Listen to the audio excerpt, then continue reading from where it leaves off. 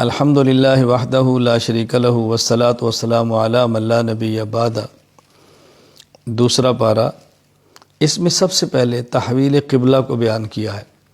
حضور اکرم صلی اللہ علیہ وسلم مکہ مکرمہ سے مدینہ منورہ تشریف لائے ہیں، تو تقریباً 16 ماہ تک آپ نماز بیت المقدس کی طرف منہ کر کے ادا فرماتے رہے۔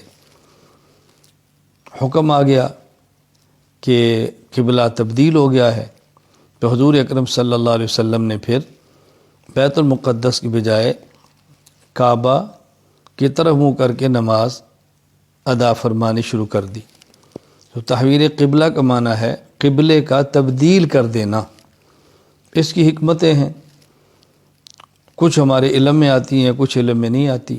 اللہ تعالیٰ کچھ بیان فرما دیتے ہیں، کچھ نہیں بیان فرماتے، تو ہم تو حکمتوں کے پابند نہیں ہیں۔ جو بیان فرما دیا اس کے پابند ہیں، باقی حکمت سمجھ آئے نہ آئے ہم نے اس پہ عمل کرنا ہے۔ تو حضور اکرم صلی اللہ علیہ وسلم کا جو قبلہ تبدیل ہوا، پارہ نمبر 2 کے شروع میں اس کا ذکر کیا گیا ہے۔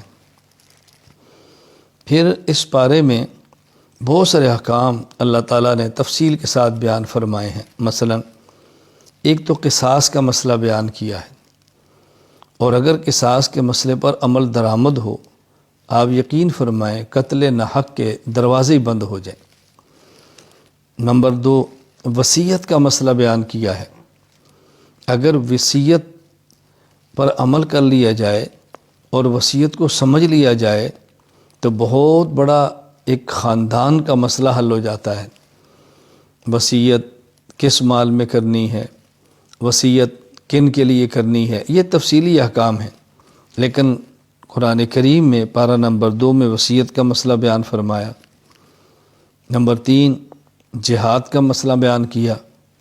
یہ بات ذہن نشین فرما دیں، فرما لیں کہ شریعت کی اصطلاح میں، شریعت کی زبان میں جہاد نام ہے قتال فی سبیل اللہ کا۔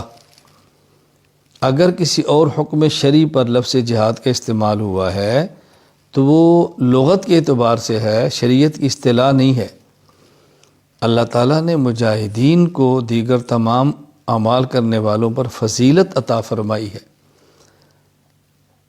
جہاد شریعت کا بہت اہم مسئلہ ہے، تو جہاد القتال کو بیان فرمایا۔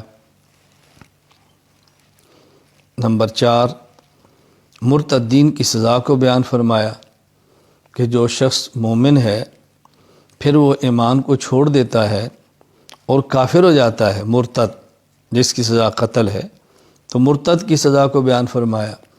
یہ بات ذہن نشین فرما لیں کہ مرتد کو سزا دینا یہ ہر آدمی کے اختیار میں نہیں ہے کہ جس کا جی سے اٹھ کے مرتد کو گولی مار دے یا قتل کر دے۔ فی الحال میں اس کے تفصیلی احکام بیان نہیں کر رہا، خلاصہ بیان کر رہا ہوں کہ مرتدین کی سزا کا ذکر فرمایا۔ نمبر 5، عورت کے ساتھ حالت حیض میں ہم بستری کرنا ناجائز اور حرام ہے، اس کو بیان فرمایا۔ یہاں یہ بات ذہن نشین فرما لیں کہ عورت کو ہر ماہ جو ماہواری کا خون آتا ہے اس کو حیض کا خون کہتے ہیں، اور بچے کی ولادت کے بعد جو خون آتا ہے اس کو نفاس کا خون کہتے ہیں۔ قرآن کریم میں حالت حیض میں بیوی کے ساتھ ہم بستر ہونے کو منع فرمایا، اور قرآن کریم میں حالت نفاس میں عورت کے ساتھ ہم بستر ہونے کو منع فرمانا اس کا ذکر نہیں ہے، لیکن وہ بھی اسی طرح حرام اور ناجائز ہے۔ اس کا ذکر احادیث میں الگ اور اس کا ذکر قرآن کریم میں اس حکم پر قیاس کریں تو سمجھ آ جاتا ہے۔ اس لیے کہ قرآن کریم نے حالت حیض میں عورت کے ساتھ ہم بستری کرنے کو منع فرمایا، اور بنیادی وجہ بیان فرمائی ہوا اذن، یہ گندگی کے دن ہیں، نجاست کے دن ہیں، تو اس سے بچنا چاہیے۔ تو یہی اذن یعنی غلاظت اور نجاست جس طرح حالت حیض میں ہے اسی طرح حالت نفاس کے اندر بھی ہے، تو وہاں بھی بچنا ضروری ہے۔ تو حیض کی حالت میں عورت سے ہم بستری کرنا جائز نہیں ہے، اس سے منع فرمایا۔ میں یہ درمیان میں ایک مسئلہ عرض کر رہا ہوں، اس کو بھی ذہن نشین فرما لیں کہ عورت نکاح کے بعد خامد کے لیے حلال ہے، لیکن جس طرح حیض اور نفاس کی حالت میں حامد اپنی بیوی سے ہم بستری نہیں کر سکتا، اسی طرح خامد اپنی بیوی سے پچھلی جانب سے صحبت کرنا چاہے تو نہیں کر سکتا۔ یہ حرام اور ناجائز ہے، اس سے بچنا ضروری ہے۔ نمبر 6، طلاق کا مسئلہ بیان فرمایا۔ طلاق کے مسئلے کی تفصیلات بیان فرمائی ہیں۔ طلاق کے بارے میں ذہن نشین فرما لیں کہ 1 طلاق دیں تو 1، 2 طلاق دیں تو 2، 3 طلاق دیں تو 3۔ 3 طلاق دیں تو 3 ہی ہوتی ہیں، 3 طلاق دینے سے 1 نہیں ہوتی۔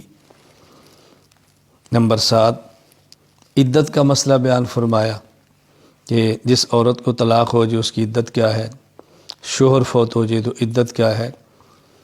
عدت عورت کے لیے ایک ہی نہیں ہے، مختلف خواتین کے لیے مختلف عدتیں ہیں۔ اگر بچی ہے، بالغ نہیں ہوئی، تب بھی اس کو حیض آنا شروع نہیں ہوا، نکاح ہوا تو طلاق ہو گئی۔ بوڑھی عورت ہے جس کو حیض کا خون آتا ہی نہیں، طلاق ہو گئی۔ ایک عورت کا شوہر فوت ہو گیا اور وہ عورت، اس کی عدت کیا ہے۔ ایک عورت کو طلاق دے دی اور وہ امید کے ساتھ نہیں تو اس کی عدت کیا ہے، امید کے ساتھ ہے تو اس کی عدت کیا ہے۔ اس لیے کبھی مسئلہ پیش آ جائے تو علماء کرام سے پوچھ لیں کہ اس حالت میں عدت کیا ہوتی ہے۔ نمبر 8، پھر رضاعت کا مسئلہ بیان فرمایا۔ دودھ پینے کا مسئلہ کہ جو کسی عورت کا دودھ پی لے رضائی بیٹا بن جاتا ہے، وہ رضائی ماں بن جاتی ہے۔ لڑکی پی لے رضائی بیٹی بن جاتی ہے، تو جس نے دودھ پلایا اس کا شوہر اس کا رضائی باپ بن جاتا ہے۔ یہ بھی ذہن نشین فرما لیں کہ نسب کے ساتھ رشتے حرام ہوتے ہیں تو رضاعت کی وجہ سے بھی رشتے حرام ہوتے ہیں، لیکن اس کی تفصیل معلوم کر لیں جب بھی ضرورت پیش آئے۔ اس پارے کے آخر میں اللہ تعالیٰ نے حق کے نمائندے طالوت اور باطل کے نمائندے جالوت، ان کا واقعہ بیان کیا۔ جالوت کے پاس طاقت بھی ہے، کثرت بھی ہے، فوج بھی ہے۔ حضرت طالوت کے پاس طاقت بھی کم ہے، فوج کم ہے، باوجود اس کے اللہ تعالیٰ نے کو فتح عطا فرمائی۔ اور قرآن کریم نے ضابطہ بیان فرما دیا، کم من فئۃ قلیلۃ غلبت فئۃ کثیرۃ باذن اللہ۔ کتنی جماعتیں ہیں طاقت میں چھوٹی ہوتی ہیں، گنتی میں کم ہوتی ہیں، لیکن اللہ کی مدد ان کے ساتھ ہو تو اللہ ان کو غالب فرما دیتے ہیں۔ ہمیں اس سے بات سمجھ آنی چاہیے کہ مسلمان جب بھی غالب ہوتا ہے مادیت کی بنیاد پہ نہیں، اللہ تعالیٰ پر ایمان، توکل، بھروسہ، نیک اعمال کی بنیاد پہ غالب ہوتا ہے۔ اللہ تعالیٰ ہمیں اپنی ذات کا توکل نصیب فرمائے، بھروسہ نصیب فرمائے، اعمال صالحہ کی توفیق عطا فرمائے۔ وآخر دعوانا ان الحمد للہ رب العالمین۔